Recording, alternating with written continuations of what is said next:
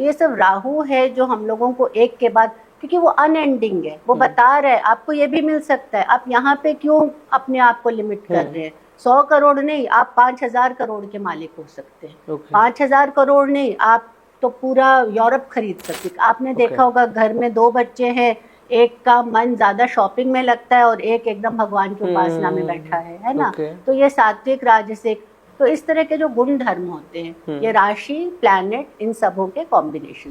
हमारी एक कुंडली बनती है, 12 भाव होते हैं और ग्रह हमारे पास 9 हैं। तो इन 12 भावों में कहीं पे भी ग्रह बैठे रह सकते हैं, वो अकॉर्डिंग टू बच्चा कब पैदा होता है। ठीक है, वैसे शुक्र आपको एकदम डायमंड सा एक तारा दिखाई देगा, चमकता हुआ, सबसे ब्यूटीफुल है वो।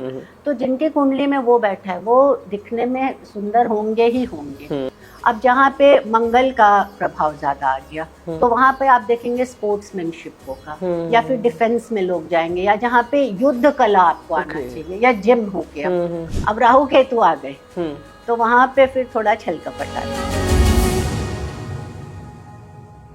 Hello subscribers and our watchers, unseen Hindi के इस नए और पहले पॉडकास्ट में आप लोगों का बहुत बहुत स्वागत है। जैसा कि आप जानते हैं कि पॉडकास्ट में बड़े बड़े लोग आते हैं और अलग अलग सब्जेक्ट्स पर बातें करते हैं।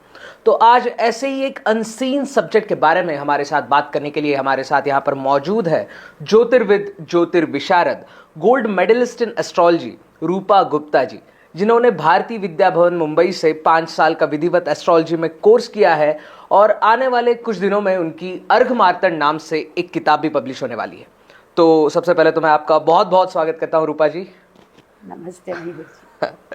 तो रूपा जी, जैसा कि आप इंजीनियर हैं, जैसे आपने मुझे पहले कहा कि आप इंजीनियर हैं और इंजीनियर होने के बाद भी आप इस एस्ट्रोलॉजी फील्ड में आई, तो कब लगा कि ये इंजीनियरिंग को छोड़कर ये एस्ट्रोलॉजी मेरी फील्ड है? तो मैं कुछ भी बोलने से पहले सबसे पहले अपने गुरुओं का धन्यवाद करूंगी। गुरुर् ब्रह्मा गुरुर्विष्णु गुरुर्देवो महेश्वर, गुरु साक्षात परब्रह्म तस्मै श्री गुरुवे नमः। और चूंकि मैं एक ज्योतिष हूँ तो नवग्रह की उपासना के बगैर मैं कुछ शुरू करती नहीं हूँ। ब्रह्मा मुरारी त्रिपुरांतकारी, भानु शशि भूमि सुतो बुधश्च, गुरुश्च शुक्रः शनि राहु केतवः, सर्वे ग्रहाः शांतिकरा भवन्तु। ओम गंगणपते नमः। तो मयूर जी, मेरी पढ़ाई इंजीनियरिंग में हुई है और टाउन प्लानिंग किया है मैंने। और जैसा कि कई बार होता है कि कुछ पारिवारिक दायित्व तो रहते हैं, छोड़ देना पड़ता है या जो भी है, तो फिर ज्योतिष में मैं क्यों आई, कैसे आई, ये है ना, ज्योतिष लोगों को चूज करता है। कोई भी इंसान कोई ज्योतिष को चूज नहीं कर सकता है।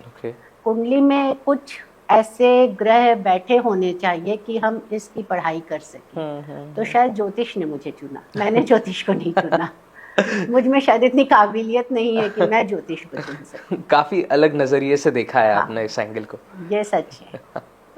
तो हमारे जो सब्सक्राइबर्स है, जो व्यूअर्स है, अभी जो ये पॉडकास्ट देख रहे हैं, उनके लिए आप ज्योतिष शास्त्र, एस्ट्रोलॉजी की एक छोटी सी डेफिनेशन बता सकती है कि वो एक्चुअल में है क्या? ज्योतिष शास्त्र 12 राशि, नवग्रह और 12 भावों से मिला जुला एक कॉम्बिनेशन है। अब ज्योतिष के 3 इम्पोर्टेंट पार्ट्स, होरा, संहिता और गणित। होरा जिसमें हम एक एक इंसान की कुंडली देखते हैं। जैसे मयूर जी मेरे पास आए कि रूपा जी मेरा कुंडली देख दीजिए, तो उसको बोलेंगे होरा, जो सिर्फ आपसे या आपके परिवार से, या आप 100, 125 साल या 80 साल, जितने भी दिन इंडिविजुअल। गणित जो एस्ट्रोनॉमी है, ग्रहों की चाल, जैसे कुंभ मेला भी क्यों हुआ है ना, तो ये या अगले कब होगा, या दिवाली कब मनाई जाएगी, ये सब ग्रहों की चाल से होता है। बोलते ना अमावस्या आ रही है, ये ग्रहों की चाल है, वो है गणित। और होरा के लिए भी गणित की आवश्यकता है। और तीसरा है संहिता। संहिता जिसमें हम लोग वर्ल्ड एस्ट्रोलॉजी देखते हैं कि अगला प्राइम मिनिस्टर कौन बन सकता है, कहाँ पे युद्ध छिड़ सकता है, कहाँ भूकंप आ सकता है, या कौन सा देश ज्यादा प्रॉस्पर कर सकता है, या हमारे पड़ोसी हमारे साथ कैसा रिलेशन, वर्ल्ड वाइज बोल रही हूँ मैं, नेशन वाइज बोल रही हूँ, उससे बोलते हैं संहिता। तो ज्योतिष इन तीनों से मिले हुआ शास्त्र है, जो कि हमारे वेदों में भी इनका उल्लेख है। काफी वाइड स्पेक्ट्रम है, बहुत ही ज्यादा। ओके, तो आप इस सब में से बेसिकली किस में स्पेशलाइज हैं? मैं हो रहा हाँ, इंडिविजुअली पत्रिका में दिखती। ओके, तो अभी होरा के बारे में या एस्ट्रोलॉजी के बारे में जब भी हम सोचते हैं तो पहले हमारे दिमाग में वो 12 राशियां आती है जो न्यूज़पेपर में भी जिनका एक कॉलम होता है। हाँ। तो ये राशियां हमारे बारे में क्या बताती है और कैसे बताती है? एक एक करके राशि के बारे में आप कुछ बोल सकते हैं? हाँ, तो 12 राशि है और हर राशि के 5 एलिमेंट्स हैं। ओके, एलिमेंट्स है, जैसे कुछ राशि अग्नि तत्व है, कुछ राशि फायर वाटर तत्व है, कुछ पृथ्वी तत्व है। इस तरह से अलग अलग तत्व, पंच महाभूत। और हर राशि सात्विक, राजसिक, तामसिक आपने सुना होगा, तो वो है। राशि मेल या फीमेल हो सकते हैं। ओके, गुण धर्म होते हैं राशियों के। अब जैसे मेष राशि से हम स्टार्ट करें तो वो एक अग्नि तत्व है, मेल राशि है। और राजसिक तत्व है, क्षत्रिय राशि है। इसी तरह वृषभ है तो वो एक फीमेल राशि है और वो पृथ्वी तत्व है। तो कौन सी राशि में कौन सा बच्चा पैदा हो रहा है, उसके गुण धर्म उस बच्चे में आ जाएंगे। क्या गुण धर्म है वैसे? हमें हमारे बच्चे को कितना स्पोर्ट्स में रुचि है, पढ़ाई लिखाई में रुचि है, या कितना वो फिजिकली एक्टिव है, या फिर कितने सात्विक, राजसिक, तामसिक। आपने देखा होगा घर में 2 बच्चे हैं, एक का मन ज्यादा शॉपिंग में लगता है और एक एकदम भगवान की उपासना में बैठा है ना। तो ये सात्विक, राजसिक, कोई मांसाहार खाने लग जाता है, कोई बिल्कुल वेजिटेरियन हो जाता है। तो इस तरह के जो गुण धर्म होते हैं, ये राशि, प्लैनेट, इन सबों के कॉम्बिनेशन से हमें अभी अभी आपने प्लैनेट्स का जिक्र किया, ग्रहों का। तो ये ग्रह हमारे जिंदगी पर, हमारी कुंडली पर कैसे प्रभाव करते हैं? तो हमारी एक कुंडली बनती है, 12 भाव होते हैं और ग्रह हमारे पास 9 हैं। तो इन 12 भावों में कहीं पे भी ग्रह बैठे रह सकते हैं, वो अकॉर्डिंग टू बच्चा कब पैदा होता है। ठीक है, तो जैसे सपोज मान लीजिए पहले भाव में चंद्रमा बैठा है, तो ये आप बहुत सारे फिल्म एक्टर्स के कुंडली में देख सकते हैं। या शुक्र बैठा है, अगर आप आकाश में देखें तो चंद्रमा, हमेशा हम उसको सुंदरता से परिभाषित करते हैं, चंद्रमा इतना ब्यूटीफुल है ना। वैसे शुक्र आपको एकदम डायमंड सा एक तारा दिखाई देगा, चमकता हुआ, सबसे ब्यूटीफुल है वो। तो जिनकी कुंडली में वो बैठा है वो दिखने में सुंदर होंगे ही होंगे। और उनका ज्यादातर कार्य क्षेत्र होता है मॉडलिंग, या फिर जिसमें आप अपना फिजिकल ब्यूटी ज्यादा दिखाते हैं। अब जहाँ पे मंगल का प्रभाव ज्यादा आ गया तो वहाँ पे आप देखेंगे स्पोर्ट्समैनशिप होगा, या फिर डिफेंस में लोग जाएंगे, या जहाँ पे युद्ध कला आपको आना चाहिए, या जिम हो गया। वैसे ही जहाँ पे अगर गुरु देव, जिनको देव गुरु बृहस्पति बोला जाता है, या बुध का महत्व आ गया, तो वो लोग पढ़ाई लिखाई की तरफ ज्यादा अट्रैक्ट करते हैं। अब राहु केतु आ गए तो वहाँ पे फिर थोड़ा छल कपट आ जाता है, या फिर बोल दीजिए स्ट्रीट स्मार्टनेस आ जाता है। तो किस तरह से प्लैनेट्स हमारी कुंडली में बैठे हैं और कौन से घर में बैठे हैं, क्योंकि सिर्फ फिजिकल तो नहीं है ना, हमारा काम भी है, पढ़ाई भी है, माँ बाप भी है, हमारा धर्म भी है, शादीशुदा जीवन भी है। तो किस तरह से प्लैनेट बैठे वैसे ही हमारे लाइफ के एक एक एरिया उस तरह से संचालित होते जाते हैं। और ये कुल मिलाकर कितने ग्रह होते हैं? कुल मिला के 9 ग्रह हैं हमारे। इसमें राहु और केतु का भी समावेश होता है? बिल्कुल बिल्कुल, राहु केतु जैसे बाकी के 7 ग्रह है ना, आप सूर्य चंद्रमा तो रोज ही देखते हैं, किसी को बताने की जरूरत नहीं है। बाकी के भी प्लैनेट्स आप नेकेड आइज से लगभग रोज अभी तो इनफैक्ट सारे दिख रहे हैं जी। कई बार सारे नहीं दिखते, लेकिन ये सब दिखते, टेलीस्कोप से तो आराम से दिखते। बट राहु केतु का क्या है, ये एक 2 छाया ग्रह है। ये चंद्रमा का एक्लिप्टिक पाथ है, तो जहाँ पे नदर्न में वो क्रॉस करता है उसको बोलते राहु, और जहाँ सदर्न क्रॉस करता है उसको बोलते केतु। तो ये 2 छाया ग्रह है बोल दीजिए, या फिर उससे आप ऐसा बोल दीजिए कि 2 क्रॉसिंग पॉइंट्स है जो दिखाई नहीं देते, मतलब वो है नहीं लेकिन वो हैं, उनका असर पूरा पड़ता है, बट वो आप कभी लोकेट नहीं कर सकते। और ये हमारी जिंदगी में कैसे प्रभाव करते हैं राहु? जिंदगी में राहु हमको बहुत ज्यादा मटेरियलिज्म देता है। जिंदगी में आप ऐसे समझ लीजिए कि आप जब एक पिक्चर देखने जाते हैं तो 3 घंटा आपको लगता है कि आप वही मूवी ही आपके लिए सब कुछ है। या आप कोई किताब पढ़ते हैं तो उसके कैरेक्टर्स में खो जाते हैं, आपको लगता है you are one of that fictional character. Illusion, that is Rahu. Unending illusion. और आज हम लोग राहु के ही एज में जी रहे हैं। आप देखिए, आप हम लोग जो बचपन से आज तक हमने जो देखा है, लोगों में पहले ज्यादा सुख शांति था, थोड़ा ज्यादा हम लोग तुष्ट रहते थे, इतना ज्यादा हम लोग भौतिक चीजों के पीछे भागते नहीं थे। लेकिन अभी ऐसा नहीं है। अभी लोगों को ये भी चाहिए, वो भी चाहिए, वो भी चाहिए। तो ये सब राहु है जो हम लोगों को एक के बाद, क्योंकि वो अनएंडिंग है, वो बता रहे हैं आपको ये भी मिल सकता है, आप यहाँ पे क्यों अपने आप को लिमिट कर रहे हैं। 100 करोड़ नहीं, आप 5000 करोड़ के मालिक हो सकते हैं। 5000 करोड़ नहीं, आप तो पूरा यूरोप खरीद सकते हैं। ग्रीडी बनाते हैं, नॉट ग्रीडी, आप बोल दीजिए एम्बिशियस बनाते हैं। Okay, so it's a good, it is very good. Good and bad is upon you, आप उसको कैसे परसेप्शन में लेते हैं। ओके, अगर आप अपनी मेहनत से कुछ कमा रहे हैं और अगर अच्छा कर रहे हैं तो वाई बैड अबाउट इट। लेकिन अगर दूसरों का छीन के कर रहे हैं तब तो फिर कोई भी प्लैनेट है, गुड बैड सारे प्लैनेट्स। जैसे सूर्य है, सूर्य बहुत अच्छा प्लैनेट है, राइट। लेकिन हमारे लाइफ में अहंकार वो सूर्य ही देता है।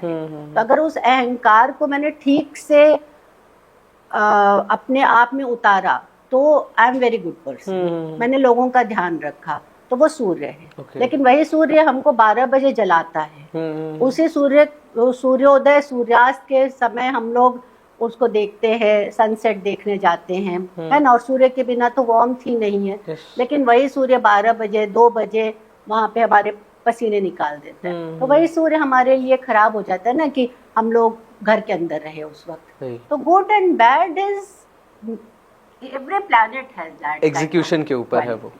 Okay. और केतु इसके ठीक अपोजिट काम करता है। केतु राहु के ठीक अपोजिट, और वो चलते भी बिल्कुल अपोजिट। okay. जैसे राहु मान लीजिए मेष राशि में है, तो केतु तुला राशि में रहेगा। मतलब ये हमेशा 180 डिग्री में रहते हैं, क्योंकि मून जहाँ क्रॉस करता है नॉर्थ को वो राहु है और साउथ को वहाँ केतु है। तो ये हमेशा उल्टा चलता है। तो इनके गुण धर्म भी पूरे उल्टे। तो पूरा मटेरियलिज्म से अलग कर देता है, वो डिटैच कर देता है।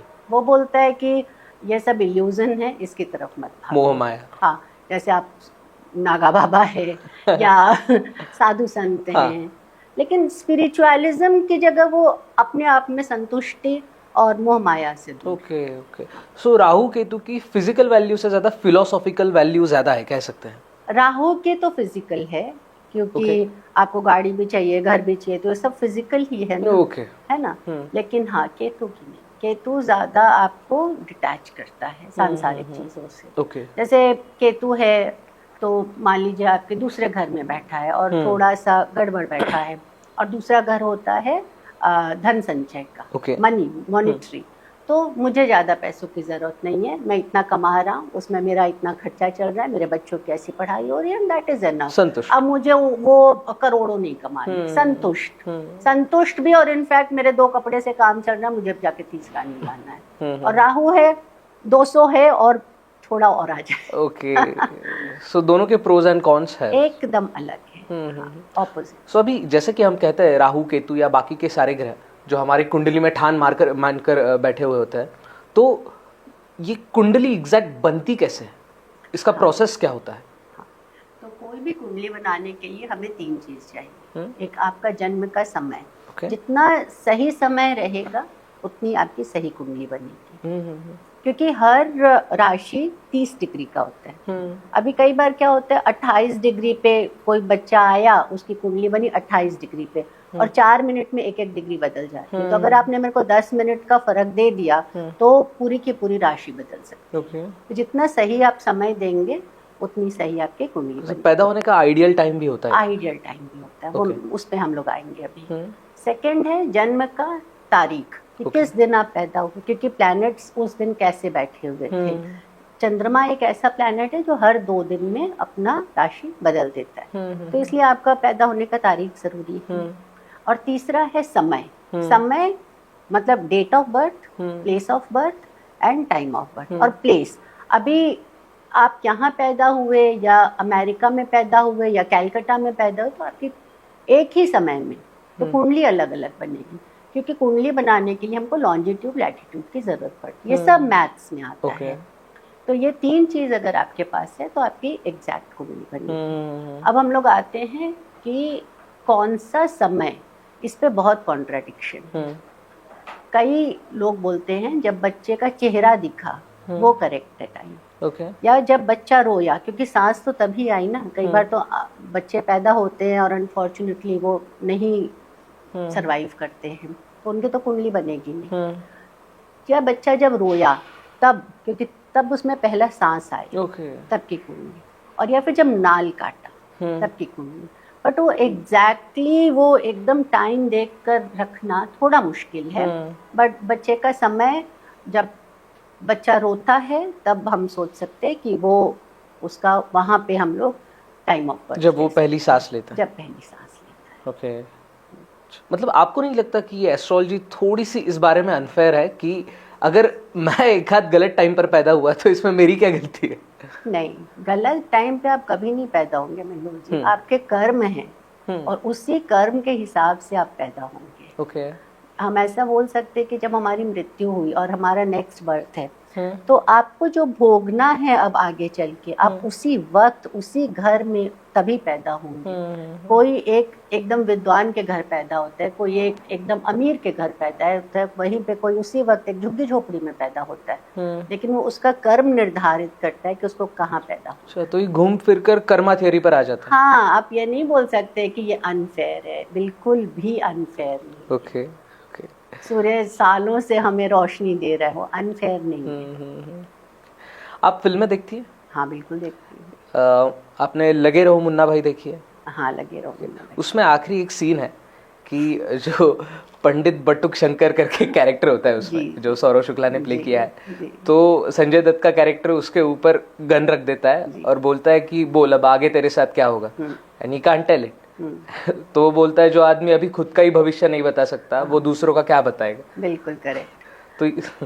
तो फिल्मों में तो हास परिहास चलता रहता है। और खासकर मुझे लगता है बॉलीवुड फिल्मों में तो उन लोगों ने तो ठान लिया है कि हमारे शास्त्रों का मजाक उड़ाना है। लेकिन अगर किसी का समय सच में खत्म होने वाला है तो वो बंदूक से उड़ेगा, पक्का उड़ेगा। तो आप सुनते हो ना, शादी हो रही थी, गोलीबाजी चली और किसी की डेथ हो गई, सुनते हैं ना। तो उस समय उसकी मृत्यु लिखी है। ऐसे ही वो नहीं हो गया, वो लिखा हुआ है। मैं आपको एक छोटी सी कहानी बताती हूँ जो मेरे टीचर ने मुझे बताई थी। एक बार विष्णु जी से मिलने ये जाते, यमराज जाते हैं। तो वहाँ एक छोटी सी पक्षी बैठी हुई होती है, तो उसको देख के स्माइल करते हैं और चले जाते विष्णु जी से मिलने। बाहर गरुड़ रहते हैं। तो गरुड़ के मन में अब शंका आई कि यमराज ने इसको देखा, यानी कि इसकी मृत्यु तो डेफिनेट है। अब बहुत प्यारी सी छोटी सी पक्षी थी, तो गरुड़ ने क्या किया, अब 2 घंटे का मिलने का समय था। 2 घंटे में गरुड़ अपने चाल से उसको मीलों दूर छोड़ के आ गए। सपोज वो इंडिया में था तो अमेरिका छोड़ के आए, एकदम दूर की वो बच जाए। तो यमराज वापस आते तो देखते कि अरे वो पक्षी नहीं है। तो वो बोलते, वो पक्षी कहाँ गई? गरुड़ ने बोला, मैं समझ गया कि आप उसके प्राण हरने वाले हैं, तो मैं उसको छोड़ आया। बोले, मैं इसीलिए तो हंसा था क्योंकि उसकी मृत्यु वहां लिखी थी। और गरुड़ ने उसको वहां छोड़ दिया। गरुड़ ने अच्छा किया, लेकिन उसकी मृत्यु वहां लिखी थी। And that bird died. तो कर्मा थ्योरी से हम लोग बाहर नहीं निकल सकते। वो पीछा नहीं छोड़ते, वो पीछा नहीं छोड़ सकता है। आपको जहाँ जहाँ पे जो इस वक्त अगर मुझे बैठ के यहाँ पॉडकास्ट देना है तो मुझे देना है। I never met you before, right? है ना? तो वो कर्मा थ्योरी है, जो होना है वो होना है। तो जो होना है वो तो होकर रहेगा। फिर एस्ट्रोलॉजी हमें इस बारे में आगाह करती है या इसके बारे में कुछ रेमेडी भी देती है? हाँ, तो आगाह तो बहुत करती है। इनफैक्ट सब कुछ आगाह करती है। आपके जीवन का कैसा, आपकी लाइफ आगे बढ़नी चाहिए, आपके मॉनिटरी कितना आपका स्कोप है कमाने का, किस क्षेत्र में स्कोप है, क्या करना चाहिए आपको, या फिर आपकी हेल्थ कैसी रहेगी, या माँ बाप के साथ रिलेशन कैसा रहेगा, शादीशुदा लाइफ कैसी रहेगी, बच्चे होंगे या नहीं होंगे। तो ये सब आगाह करती है। रेमेडी डेफिनेटली हेल्प करती है अगर रेमेडी को श्रद्धा से और कंटिन्यूअस किया जाए। जैसे कि अब कोई मोटा हो गया और वो गया डॉक्टर के पास कि मुझे पतला होना है, उसने 2 दिन एक्सरसाइज किया या वो डाइट फॉलो किया जो डॉक्टर ने बोला, उसके बाद उसने छोड़ दिया, तो फिर वो करेक्ट नहीं हो सकता, राइट?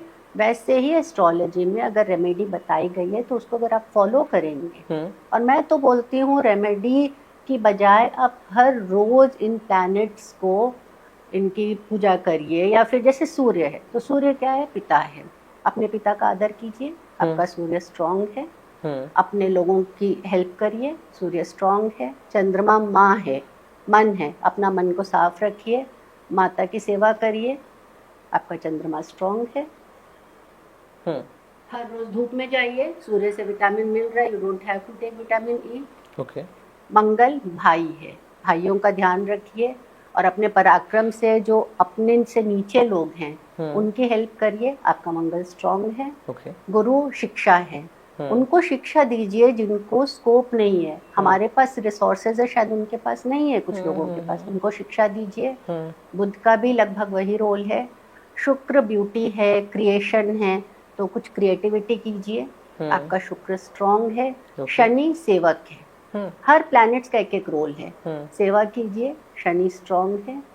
राहु खराब नहीं है, राहु एम्बिशन है, अपने एम्बिशन को सही जगह पे लगाइए, तभी तो हमारा साइंस टेक्नोलॉजी आज हम यहाँ बैठ के मेरा पॉडकास्ट हो रहा है ना, या आप मेरे साथ इंटरव्यू ले रहे, या हम लोग देख रहे हैं कि मूवीज में भी वो VFX और AI और ये सब राहु की ही देन है। कहाँ हम लोग कंप्यूटर के साथ कभी स्ट्रगल कर रहे थे, आज everything is on our finger tip. तो ये सब राहु का एडवांसमेंट है, उसका सही यूज कीजिए, आपका राहु स्ट्रांग है।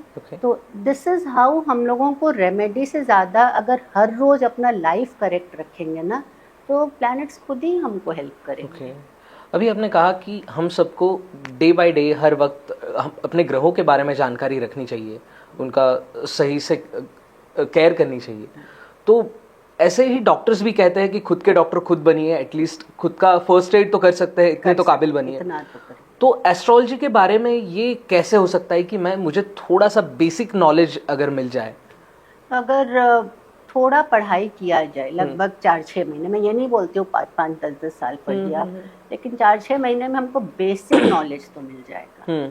तो आपकी कुंडली में कौन से प्लैनेट स्ट्रांग हैं, किस प्लैनेट को वीक है, जैसे अगर सूर्य वीक है तो हमको सूर्य को स्ट्रांग बनाना है। सूर्य को स्ट्रांग बनाने का, जैसे मैंने अभी बताया, पिता की हेल्प, पिता को रिस्पेक्ट कीजिए, सूर्य स्ट्रांग बनेगा।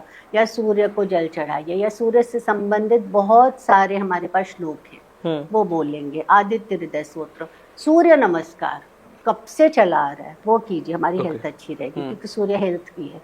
तो कौन से प्लैनेट वीक हैं, कौन से प्लैनेट स्ट्रांग है, इतना अगर हम लोग थोड़ा पता रखें तो हम लोग अपनी कुंडली, तो भले ही हम एक एक चीज ना जान पाए, लेकिन एक ओवरऑल हमको ज्ञान हो जाएगा। और इतना होना चाहिए। एस्ट्रोलॉजी मुझे लगता है कि एक करिकुलम में भी आ जाना चाहिए, या हमको अपने बच्चों को जरूर एनकरेज करना चाहिए कि एस्ट्रोलॉजी पढ़ें। इट हेल्प्स यू कि आने वाले समय में, ताकि कोई नुकसान हो या कुछ हो तो आप थोड़ा आगाह रह सकें कि ये समय मेरे लिए थोड़ा गड़बड़ है, तो मैं यहाँ पे इन्वेस्टमेंट ना करूँ। या मेरे लिए ये समय, जैसे कि हमको पता है कि बारिश होने वाली है, हम छाता लेके निकलेंगे, तो मेटेरोलॉजिकल डिपार्टमेंट हमको बतला देता है ना। तो you can save your self कि बारिश से आपने बचा लिया खुद को, बारिश आप नहीं रोक पाएंगे।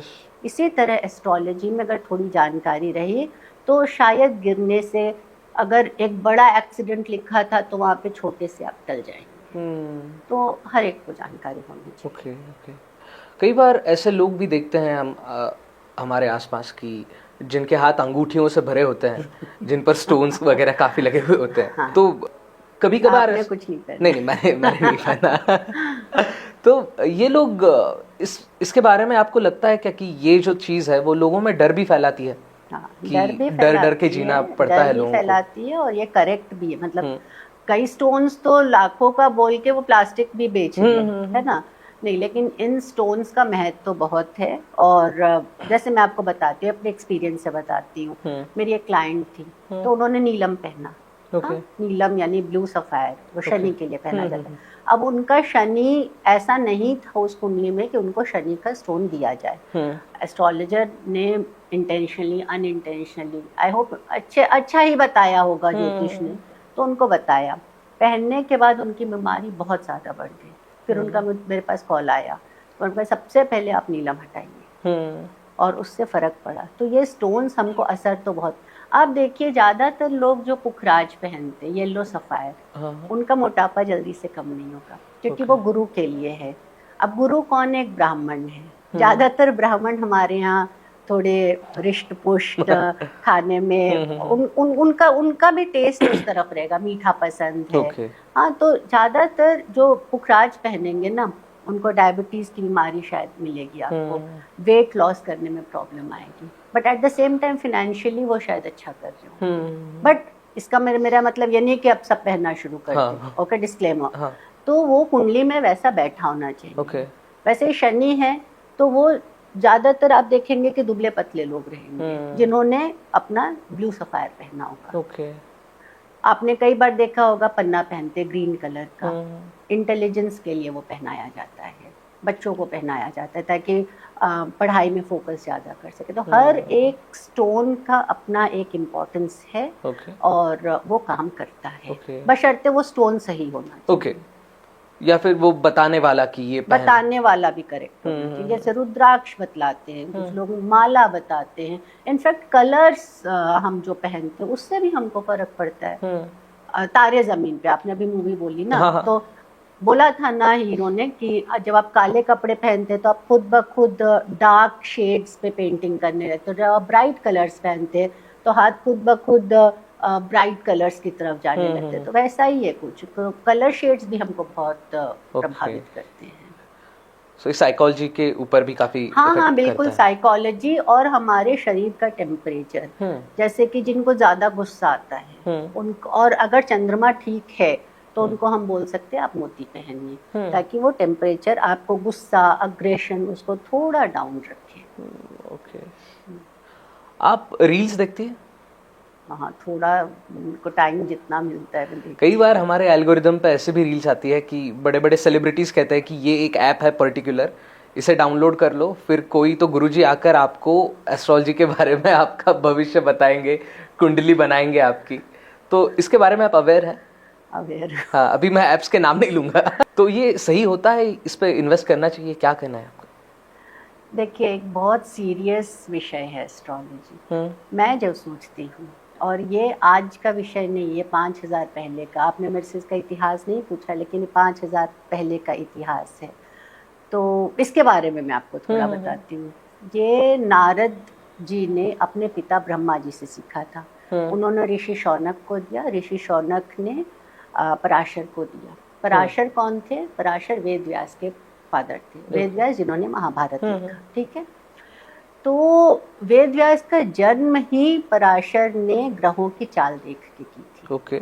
ठीक है, तो ये तब का है और ये बहुत सीरियस स्टडी है।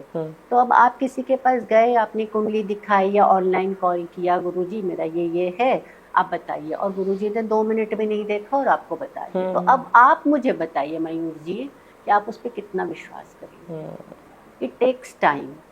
कम से कम मेरे पास अगर कोई कुंडली आती तो मैं आधा 1 घंटा तो कम से कम देख के फिर अपना मुंह खोलती। ओके। उसमें भी ज़रूरी नहीं है कि 100 के 100% करेक्ट हो। It's not easy. Okay. It's not 2 + 2 = 4। ये बहुत ही सीरियस और बहुत ही कॉम्प्लिकेटेड विषय है। तो ठीक है, ऐप्स के जरिए अब जिन लोगों की आमदनी ऐप्स के थ्रू लिखी है वो कर रहे हैं। ओके। मैं गलत नहीं बोल रही हूँ, या शायद वो इतने इंटेलिजेंट हैं कि ऐप्स के थ्रू कर सकते हैं, बट मुझे लगता है कि ये बहुत सीरियस स्टडी है। आपको कभी ऑफर आए हैं ऐसे ऐप्स से? हाँ, आते तो हैं। आप लेती नहीं हैं? नहीं, मैं नहीं, मेरे वश का नहीं। I take it very seriously. Okay. जहाँ से मैंने पढ़ा है, जो मैंने अपने टीचर्स को देखा है, जो डिवोशन मैंने देखा है, जो डेडिकेशन देखा है, 40 सालों से जो टीचर पढ़ा रहे हैं और फ्री में पढ़ाया है, तो ये तो वो मेरे अंदर वो संस्कार नहीं आ पाए कि मैं ऐप्स के थ्रू कर पाऊँ। मैं नहीं कर पाई। ओके। कुंडली बनाते वक्त या कुंडली में लग्न का क्या महत्व होता है? अच्छा, तो लग्न सबसे पहले क्या होता है, जब कोई बच्चा पैदा होता है तो ईस्टर्न होराइजन पे कौन सी साइन आ रही है। हर दिन 12 के 12 साइंस वहाँ पे आते हैं। ठीक है, तो ईस्टर्न होराइजन पे कौन सा साइन उस वक्त उदित हो रहा है, वो शाम को हो या रात में हो या दोपहर में, तो वो जो साइन उस समय आ रहा है वो सिर्फ 2 घंटे के लिए होता है, कुछ साइंस तो 2 घंटे से भी कम होता है। तो वो जो साइन उस वक्त है वो बच्चे का लग्न हो गया। ओके। इररिस्पेक्टिव प्लैनेट्स कहाँ बैठे हैं, चंद्रमा कहाँ बैठा है, हालांकि चंद्रमा भी कहाँ बैठा है उससे भी लग्न कुछ साल तक पहले बनाया जाता था, क्योंकि कुंडली मेकिंग एक टीडियस जॉब है। तो लोग इतना मैथ्स नहीं करके चंद्रमा कहाँ बैठा है वो देख के लग्न बता देते थे, मतलब वही लग्न हो जाता था। But now we are much advance in software, है ना, तो हम दो मिनट में वो बना सकते हैं। तो लग्न वही है कि उस वक्त कौन सी राशि उदित हो रही है, okay. तो वो राशि आप पे बहुत प्रभाव, वो पहला हाउस होता है हमारा, okay. तो वो हमको बहुत ज्यादा प्रभावित करता है। okay. जैसे कोई सिंह राशि में सिंह लग्न है तो आप देखेंगे उन लोगों में एक नेचुरल अथॉरिटी रहेगी। okay. जनरली वो घर में डिसीजन मेकर वही रहेगी। okay. जैसे जंगल में एक शेर वैसे। तो इसलिए लग्न बहुत इम्पोर्टेंट। ओके। सब कुछ इनफैक्ट लग्न से ही है। अच्छा। स्वभाव वगैरह, स्वभाव, कॉम्प्लेक्शन, आपकी पोटेंसी, आप कितना आगे बढ़ सकते, ज्यादातर वो लग्न ही बतलाते हैं। फिर बाकी के प्लैनेट्स कैसे बैठे हैं। कुंडली के दोष भी वही बता सकते हैं। कुंडली पूरा देख के, जैसे अमावस्या दोष है जब सूर्य चंद्रमा एक साथ हो जाते हैं, काल सर्प दोष है जिसको कई लोग नहीं मानते लेकिन वो एक इम्बैलेंस कुंडली बनाती है, अंगारक दोष है या फिर मांगलिक दोष है, इस तरह के बहुत सारे दोष, या योग बोल लीजिए, बहुत सारे अच्छे अच्छे योग भी होते हैं कुंडली में। तो हाँ, ये सारे प्लैनेट्स ही बैठ के बनाते हैं। कि इन सब दोषों के निवारण के बारे में आप थोड़ा सा बेसिक इन्फॉर्मेशन दे सकती हैं कि क्या करना चाहिए, बेसिक स्टेप। देखिए, अगर कुंडली में अंगारक दोष है, अंगारक दोष कैसे बनता है, जब मंगल और राहु साथ बैठे होते हैं, क्योंकि दोनों ही थोड़े फायर वाले प्लैनेट्स हैं। तो अगर मुझे पता है कि मेरा बच्चा जो पैदा हुआ है उसकी कुंडली में ये दोष है, तो मैं उसको बचपन से क्या करूँगी, मैं उसको फिजिकल एक्टिविटी की तरफ प्रेरित करूँगी, ताकि उसकी जितनी एनर्जी है फील्ड में निकल जाए। अब मैं उसको बोलूँगी तुम बैठो और IT सेक्टर में बैठ के 8 घंटे जॉब करो, वो नहीं कर पाएगा, वो झगड़ा करके आ जाएगा, वो नहीं कर पाएगा। उसको आप स्पोर्ट्स की तरफ, डिफेंस की तरफ डाल दीजिए, वो बहुत अच्छा सेनापति बन जाएगा। ठीक है। वैसे एक बहुत अच्छा योग है सरस्वती योग, ये बुध, गुरु और शुक्र से बनता है। तो ये देता है आप में सौम्यत्व देता है, मतलब आप में कितना इंसान पढ़ा लिखा बहुत अच्छा हो सकता है, बोलने की बहुत अच्छी प्रतिभा हो सकती है। तो अब उस बच्चे को आप बोलेंगे जाओ तुम आर्मी में जाके कोशिश करो, वो नहीं कर पाएगा। उसको आप बोलिए, वो 8 घंटे बहुत अच्छा रिसर्च करके बहुत अच्छा पेपर आपको देगा, वो कुछ इन्वेंशन करेगा पढ़ाई लिखाई। तो इस तरह से क्या दोष, या क्या दोष तो मैं बोलूंगी नहीं, सब योग ही है। उस योग के बेसिस पे आपका पोटेंशियल निर्धारित हो सकता है। दोष कुछ नहीं, सब योग है, सब योग है, और सबका अपना एक पॉजिटिव इन्फ्लुएंस है। इसको नेगेटिव प्रॉब्लम पता है क्या है मयूर जी, एस्ट्रोलॉजी को बहुत नेगेटिव देखा जाता है, डराया जाता है। वो कोई भी रीजन हो सकता है उसका, लेकिन डराने की जरूरत नहीं। उसको आप, हम लोग अगर एक पॉजिटिव बेंड दे देते हैं ना, तो it can help our life in a very beautiful manner. Definitely. Handle कैसे करते हैं? हाँ, अब मुझे सरकारी नौकरी चाहिए, है ना, लेकिन अगर कुंडली में वो योग है ही नहीं, तो फिर क्यों उस बच्चे को 4-4, 5-5 साल दिल्ली के राजेंद्र नगर में पढ़ाया जाए?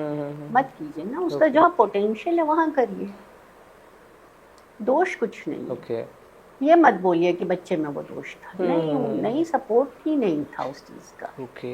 काल सर्प दोष के बारे में आप कुछ बता सकती हैं? तो काल सर्प दोष या योग बोल लीजिए इसको, इसमें क्या होता है, राहु और केतु के एक ही तरफ प्लैनेट, जैसे हम 12 भाव है ना, तो सारे प्लैनेट्स क्या होंगे ना, 6 भाव में बैठ जाएंगे, और बाकी के 6 भाव खाली रह गए। अब हर भाव का कोई ना कोई महत्व, जैसे पहले भाव से हम इंसान का शरीर देखते हैं, दूसरे भाव से उसका स्पीच, फैमिली, धन, ये सब देखते हैं, थर्ड भाव से पराक्रम, फोर्थ भाव से माँ का सुख, घर का सुख, 5वें भाव से बच्चे का सुख, 6ठे भाव से रोग ऋण शत्रु, 7वें भाव से हम देखते हैं कि शादीशुदा जिंदगी। इस तरह हर एक भाव का कोई महत्व रहता है। अब मान लीजिए सारे के सारे प्लैनेट्स एक ही तरफ आ गए, जैसे हमारे जवाहरलाल नेहरू की कुंडली में भी था काल सर्प योग, तो कुछ जहाँ पे पूरा का पूरा एक सेक्शन में प्लैनेट नहीं तो वो अधूरा रह गया, तो वहाँ पे कुछ इम्बैलेंसेस क्रिएट हो जाते। कहीं पे आप बहुत अच्छे हो जाएंगे, कहीं वो लाइफ में वो एरिया आपको कुछ भी सुख नहीं दे पाएगा। तो यही है काल सर्प, योग बोल लीजिए या दोष बोल लीजिए, इम्बैलेंस सकुंडली हो जाएगा। जैसे एक नाव है, एक ही तरफ अगर बैठ जाएंगे तो दूसरी तरफ खाली हो जाएगा, तो उससे फर्क तो पड़ेगा ना, इम्बैलेंस हो जाएगा बेसिकली। बस यही। ओके, तो इसका एक बेसिक निवारण क्या कह सकती हैं, फर्स्ट स्टेप टुवर्ड्स? तो निवारण तो इसका होता है, कई सारे मंदिरों में राहु केतु की सर्प पूजा की जाती है। उज्जैन में होता है, नासिक में होता है, और बहुत सारे ऐसे मंदिर हैं जहाँ पे इसकी विशेष पूजा की जाती है। उससे थोड़ा असर तो पड़ता है। ओके, बट हम उसको चेंज नहीं कर सकते, क्योंकि half of your chart is completely there is no planet at all. और एक सबसे बड़ा विषय आता है एस्ट्रोलॉजी के बारे में बात करते हैं, या फिर किसी भी नए कार्य की शुरुआत करते वक्त मुहूर्त जिसे मराठी में। हाँ। तो ये बनता कैसे, मतलब शुभ काल अशुभ काल ये जो बोलते हैं कि इस काम को करने के लिए सही वक्त नहीं है, ये सही वक्त है? फिर से मैं बोलूंगी, हर चीज शुभ है, सब कुछ शुभ है। दिवाली की पूजा कब करते बतलाइए? लक्ष्मी कब करते? अमावस्या। अमावस्या को क्या अच्छा माना जाता है? लेकिन सबसे बड़ी पूजा होती है दिवाली की। तो पूजा के लिए अमावस्या बहुत अच्छा योग है, ठीक है। तो हर क्या काम करना है उस पे मुहूर्त डिपेंड करेगा। अगर आपको अच्छे कपड़े खरीदने हैं तो उस समय अमावस्या में मत कीजिए, तो आप दूसरी तिथियों पे करिए। जैसे रिक्ता तिथि होती है, अष्टमी होती है, नवमी होती है, चतुर्थी होती है और अमावस्या, ये सब रिक्ता तिथि है। तो वो तिथि होती है जब आप पूजा पाठ कीजिए, अपनी साधना को स्ट्रॉन्ग कीजिए। कुछ तिथियां होती है, जया तिथि, नंदा तिथि, उन तिथियों में आप बाकी के भौतिक सुख का काम कीजिए। शादी होती है, अब शादी का भी रिक्ता तिथि, अमावस्या, इन सबों पे कोई नहीं करेगा। तो क्या आपको करना है, वो तिथि नक्षत्र योग करण ये सब मिलके हमारे मुहूर्त बनाते हैं। तो काम क्या करना है उस पे डिपेंड करेगा मुहूर्त। ऐसा नहीं है कि मुहूर्त खराब या अच्छा है, मुहूर्त किसी चीज के लिए विशेष है, चीज पर डिपेंड करता है। हाँ, आपको गाड़ी खरीदनी है तो आपका मुहूर्त अलग रहेगा, आपको घर खरीदना है तो मुहूर्त अलग रहेगा, और आपको काली माँ का साधना करना है तो मुहूर्त अलग रहेगा। तो इसलिए कुछ गलत नहीं है, कुछ भी गलत नहीं है, वो डिपेंड करेगा आपको करना क्या है। अभी आपने घर खरीदने के बारे में बात की अलग विषय को लाते हैं। हाँ। ज्योतिष विद्या या फिर ज्योतिष शास्त्र और वास्तुशास्त्र में क्या फर्क है, या फिर क्या साम्यता है? हाँ, तो जैसे मैंने भी आपको बताया कि ज्योतिष जैसे 3 भाग हैं, संहिता, होरा और गणित। तो होरा में हम एक विशेष इंसान की कुंडली देखेंगे, ठीक है।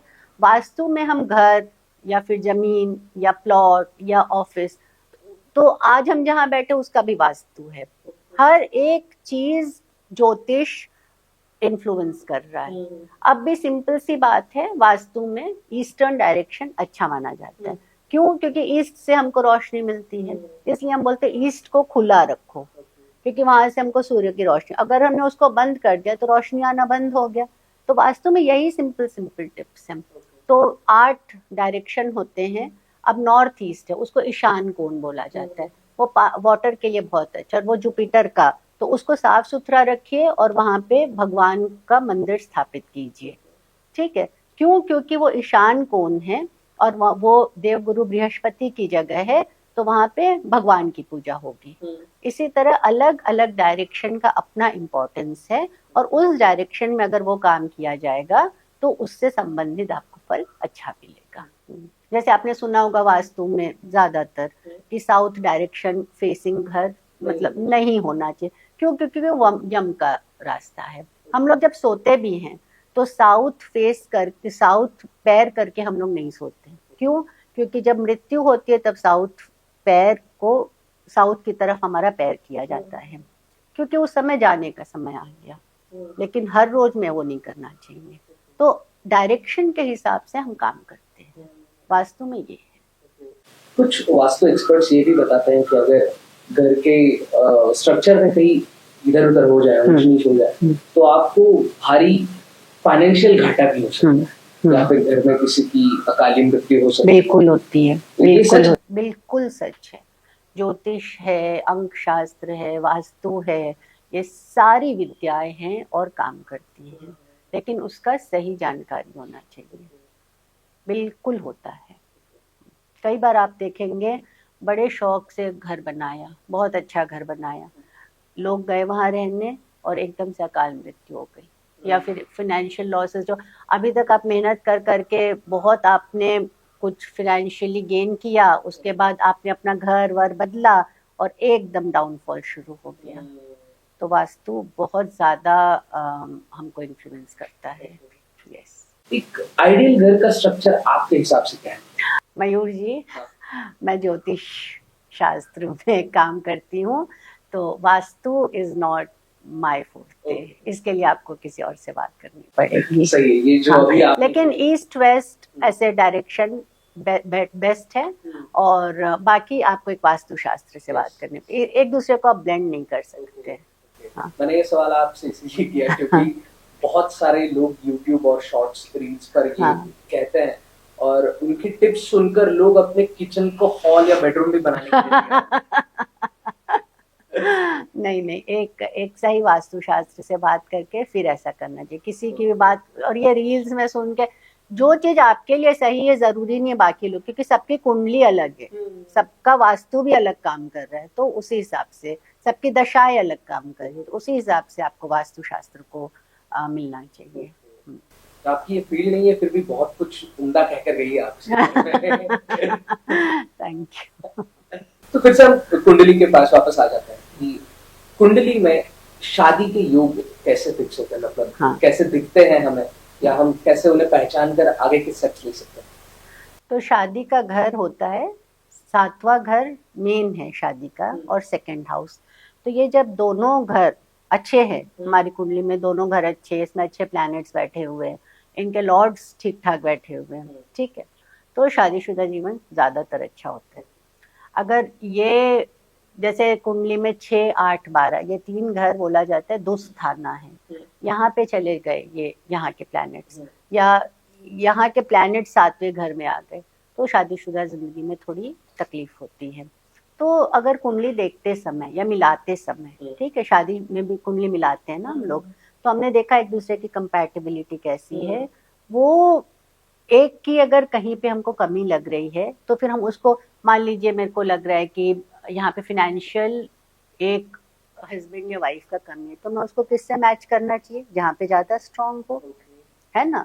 अगर मुझे लग रहा है कि लड़का या लड़की जो भी हो ज्यादा अग्रेसिव है, तो दूसरे की कुंडली में क्या होना चाहिए, थोड़ा उसको मेलो डाउन होना चाहिए। अगर दोनों का मंगल स्ट्रांग होगा तो हर रोज घर में फायर क्रैकिंग होगा, राइट। तो इस तरह से कंपैटिबिलिटी भी जरूरी, मतलब कि मिलान भी जरूरी है। और कुंडली में भी शादीशुदा जिंदगी कैसी रहेगी, वो कुंडली में 7वां घर और दूसरा घर काफी इंपॉर्टेंट रोल प्ले करता है। साथ ही शुक्र और बृहस्पति, ये दोनों प्लैनेट्स अगर आपके अच्छे बैठे हैं तो बहुत सेव करते हैं मैरिज में। कई बार कुंडलियां मिल जाती है फिर भी शादी सक्सेसफुल नहीं होती। कई बार ऐसा होता है कि मन मिल जाता है, कुंडली नहीं दिखती, फिर भी शादी सक्सेसफुल हो जाती है। तो इसके बारे में क्या कहना चाहिए? तो अगर शादी सक्सेसफुल होनी है और मन मिला है, मन मिला और शादी सक्सेसफुल है, तो आपकी कुंडली में वो मेरे को योग मिलेगा कि ये सक्सेसफुल रहेगा। और अगर कुंडली मिला के शादी सक्सेसफुल नहीं हुई तो फिर मिलान गलत हो गया।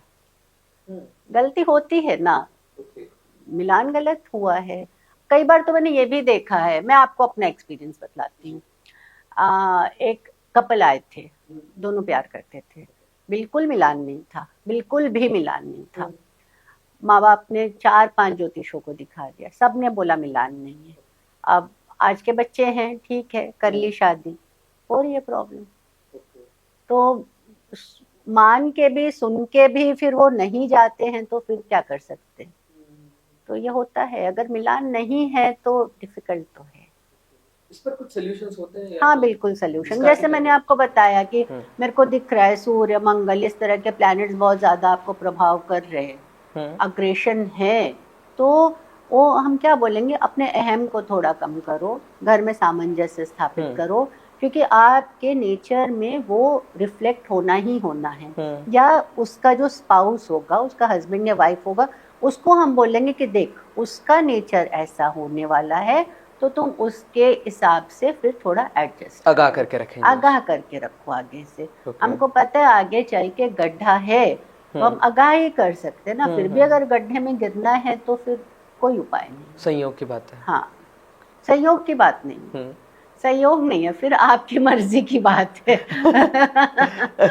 अगर इतना एडवेंचर लेना है तो फिर संयोग नहीं है। ओके, सो ये संयोग और दुर्योग क्या होता है ज्योतिष शास्त्र में, इसका महत्व क्या होता है? ये संयोग दुर्योग यही है जो मैंने अभी आपको बतलाया ना, सुयोग और good combinations and bad combinations.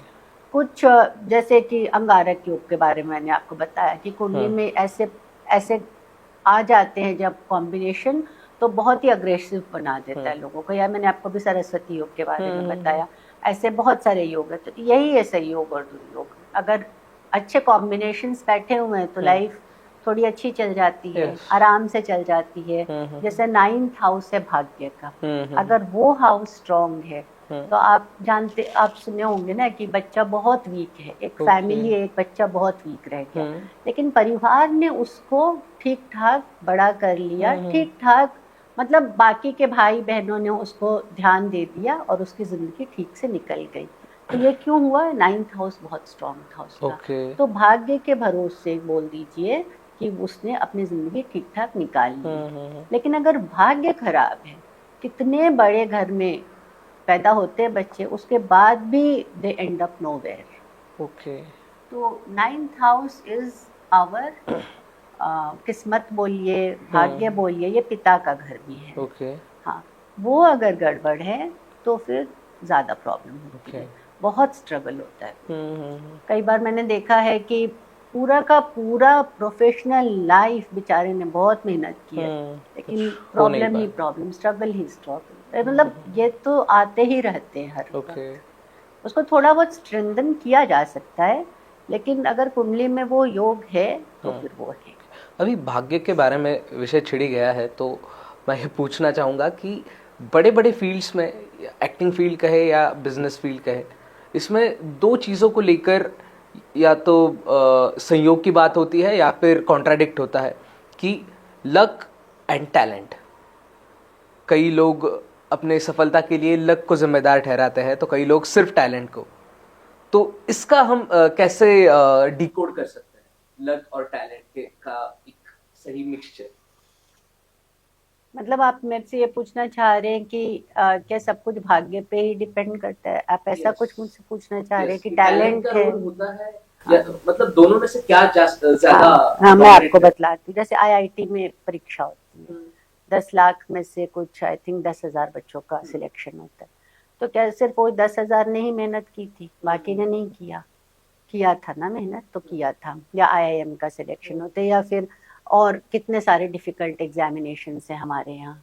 तो लक अपनी जगह है, लेकिन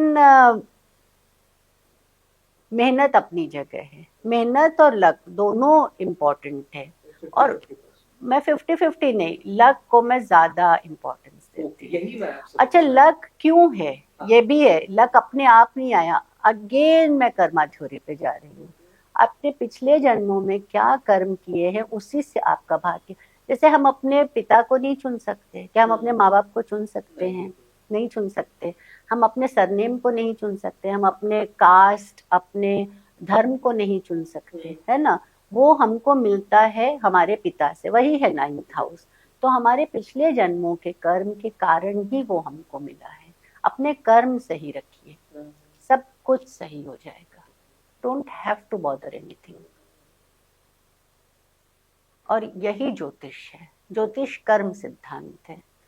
उन 10 उंगलियों में मैं 10 चीजें पहन लूं और अपने पैरों में भी 10 अंगूठियां पहन लूं, लेकिन अगर मेरे कर्म गलत है ना, तो वहां जो सूर्य बैठा है वो भी तो हर रोज ईस्ट से जाके वेस्ट जा ही रहा है ना, वो भी तो अपना कर्म कर ही रहा है ना रोज। तो वो कर्म जरूरी है और वो करेक्ट रखना जरूरी है। चाहे कितना भी हम बोले कलयुग है, ये है, वो है, बगैर झूठ के काम नहीं चलता, हम कितना भी बोले, लेकिन अपना कर्म तो करेक्ट रखना पड़ेगा, नहीं तो फिर आपको भोगना ही पड़ेगा। और दूसरी चीज मैं आपको बतलाती हूँ, हम बोलती, अच्छा आपने सुना होगा कि पितृदोष कुंडली में बहुत ज्यादा आता है, पितृदोष, पुत्र दोष एंड ऑल। तो कौन है ये पितृ? ये हम ही है। 200 साल बाद हम वापस आए हैं उन सबको भोगने के लिए। हम बोलेंगे हमारे फोर फादर्स ने कुछ ऐसा किया था जिसके कारण आज मुझे ये भोगना पड़ रहा है। फोर फादर्स कौन थे? हम ही थे। हम ही अपने दादा परदादा बन कभी आके कुछ ऐसा किए, कुछ गड़बड़ किए, अब हमको अपना ये जन्म लेके वो भोगना पड़ रहा है। वही है पितृदोष। तो अगर आपने अपना कर्म करेक्ट रखा तो फिर ये सब नहीं होगा। तो ये सब सुनने के बाद जैसे मुझे भी बहुत ज्यादा क्यूरियोसिटी हो रही है। तो एक बार आप हमारे दर्शकों को ये बता सकती है कि अगर राशि के हिसाब से आप लोगों के 12 स्वभाव बता सकती है, या फिर उनके आगे के स्टेप्स क्या होने चाहिए, या फिर उन्हें किस जगह पर अपना करियर करना चाहिए? देखिए, ये सारे क्वेश्चन जो आपने किए सब अलग है। करियर कैसा होना चाहिए, और 10th हाउस और 6th हाउस ये हमको बतलाता है।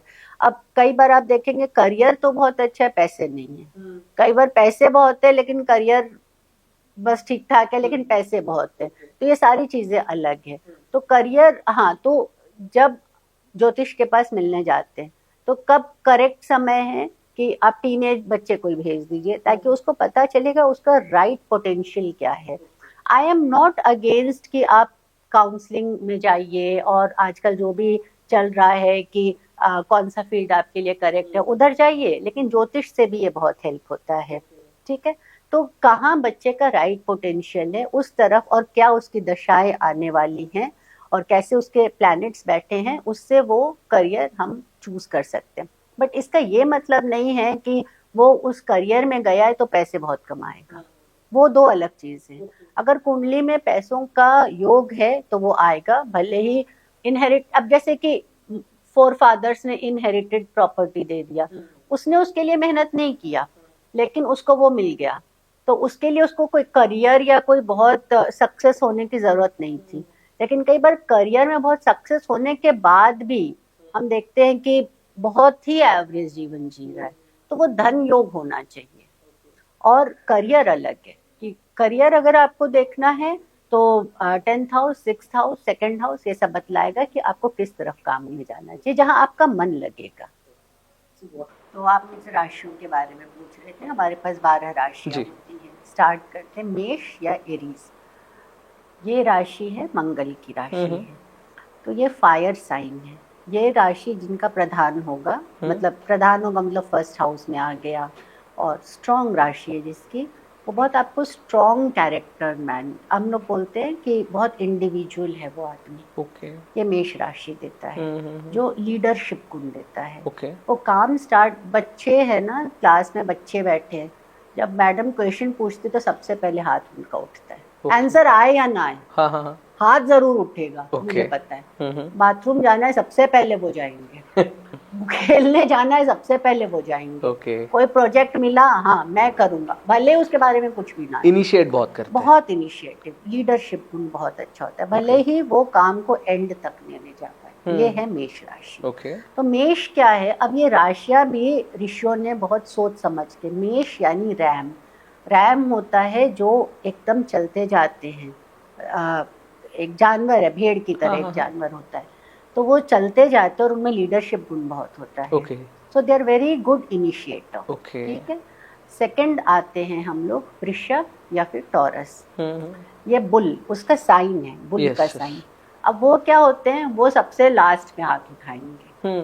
वो कभी भी बोलेंगे नहीं कि मैं काम शुरू करूंगा, but they are very practical people.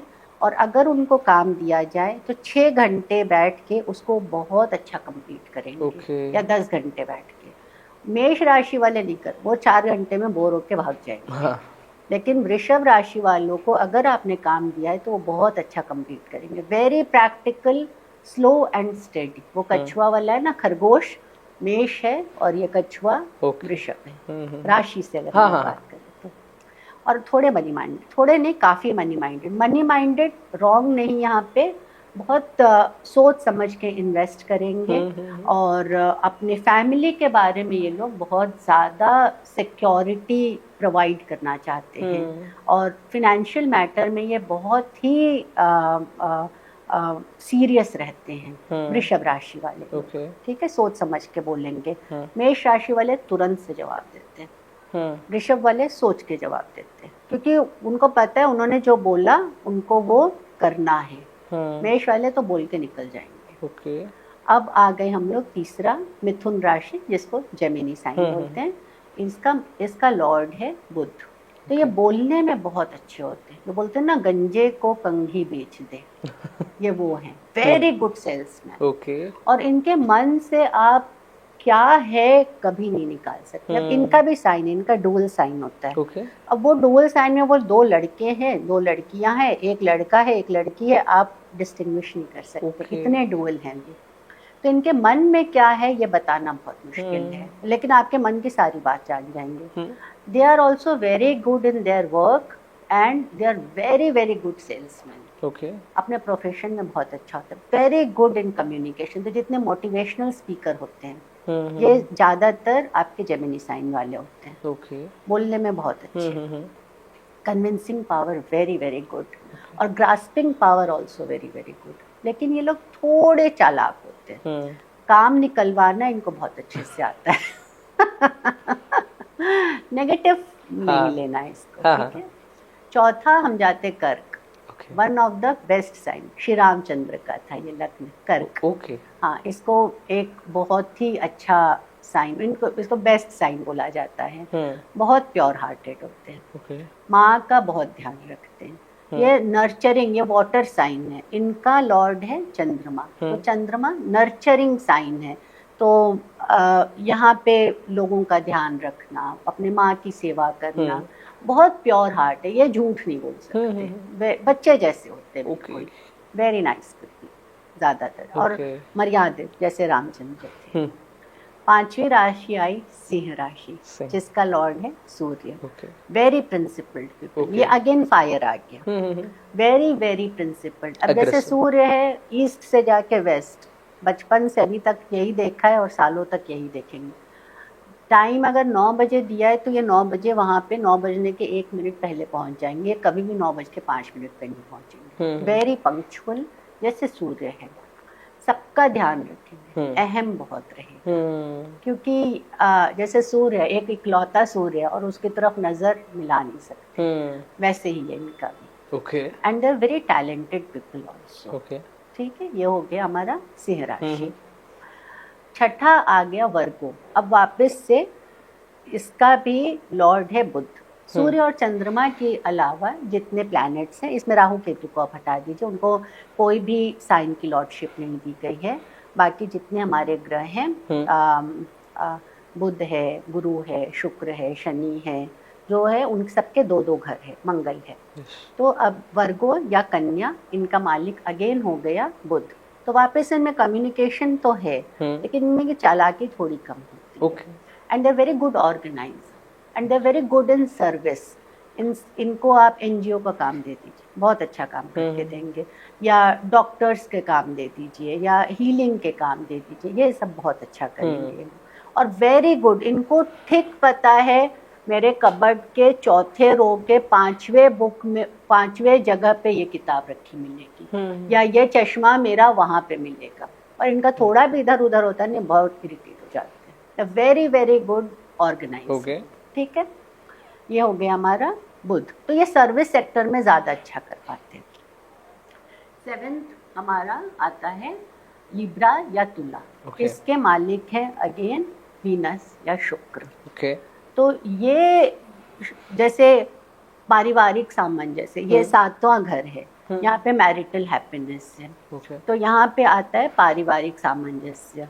और ये लोगों से बहुत अच्छा कांटेक्ट कर सकते हैं। They are very good in mixing with people. Libra और एयर साइन है, तो एयर साइन है तो क्या होता है, ये लोग बातें करने में, कम्युनिकेट करने में भी बहुत अच्छे होते हैं। जैसे जेमिनी मैंने बोला, वैसे ही लिब्रा।